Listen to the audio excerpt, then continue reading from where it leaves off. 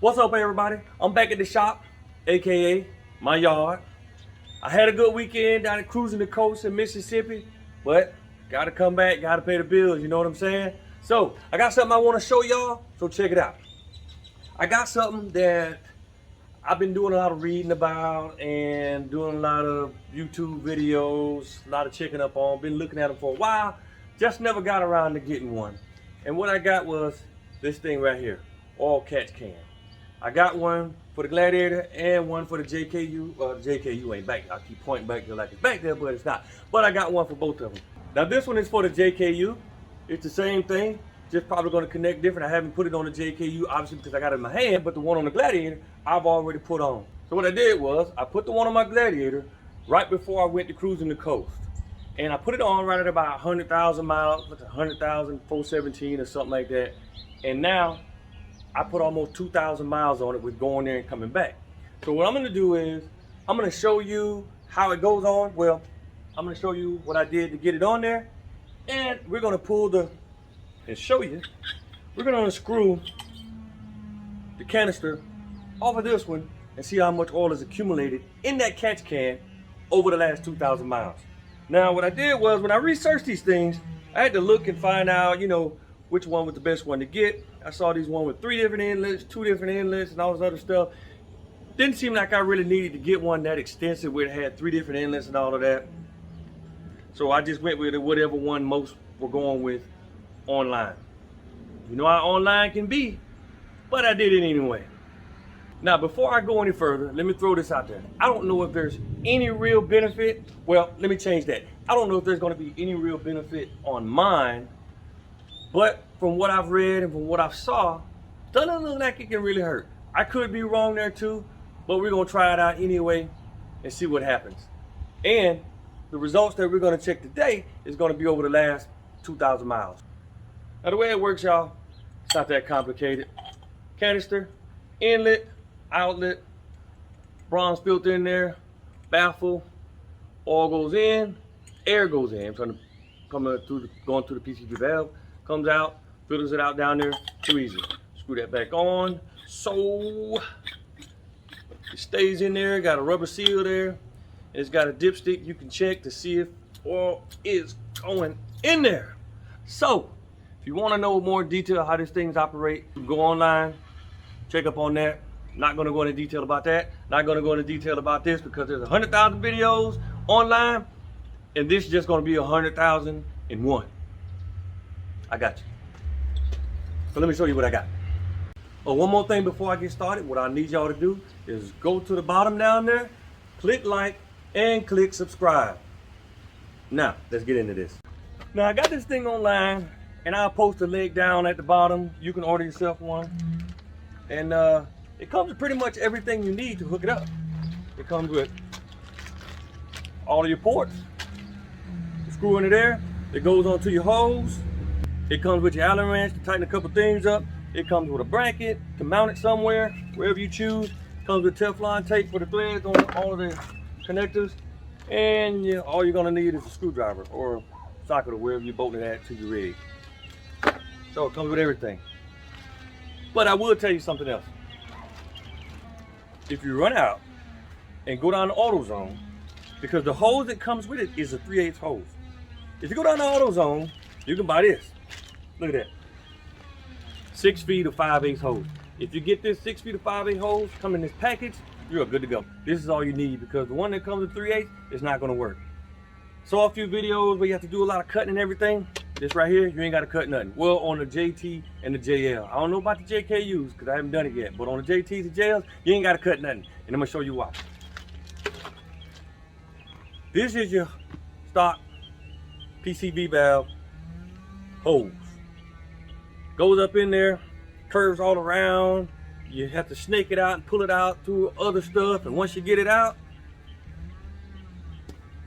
you don't need it. But I will tell you, save it. Just in case you want to put it back on and you don't have to go out and buy another one. Because if you have to buy these things from the factory, it's going to be expensive. I'm going to show you how this one comes off. That one goes on. We're good to go. It's a real simple process, y'all. I say simple. it's easy. Let me put it that way. It shouldn't take you that long. It's not complicated at all. It's only like a few connections to this thing. So let me show you what I did. Now here you see where mine is already on there. I got the hoses already ran. I got the canister over there, and they go back here.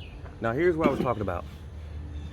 The factory hose will snake all down and through there, all up under here, and go all the way back there. And it connects right down there. And then it comes across here, snakes across the top of the intake, and it comes across here, and it connects right there. And the way it comes off is real simple. If you notice, both ends have that little gray thing on the end.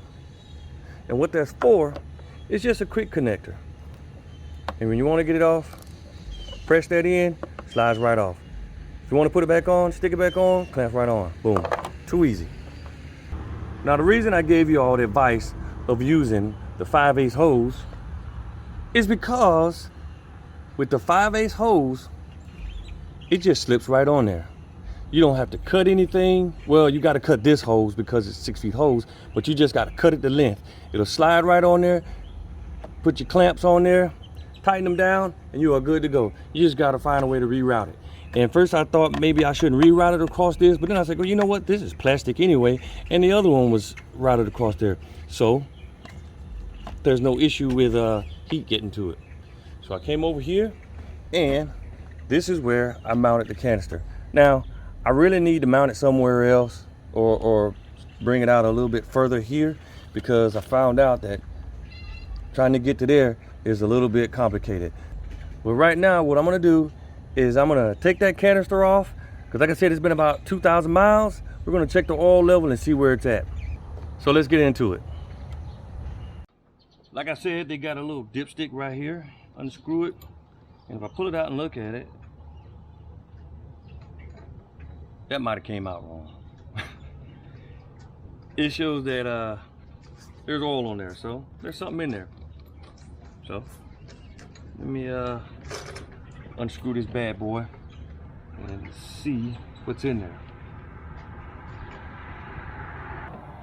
This right here is what I meant about finding a good location, because I put it in between that pipe and the brake booster. Takes a little bit, and it's not that complicated. So all right, pull it down, and I got it out. Y'all can see there's something in there. So what we're gonna do is we're gonna pour it in there. Look at that. And I can tell you right now, I don't know how well you can see it in the camera, but it is black and thick.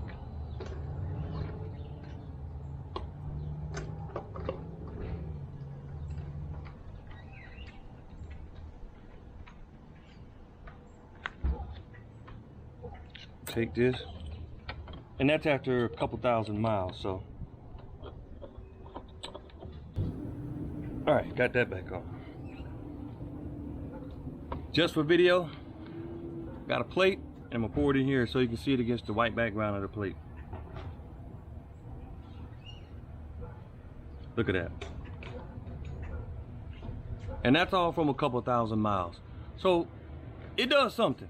So I'm not gonna say there's a huge benefit. We'll see. But 2,000 miles, y'all.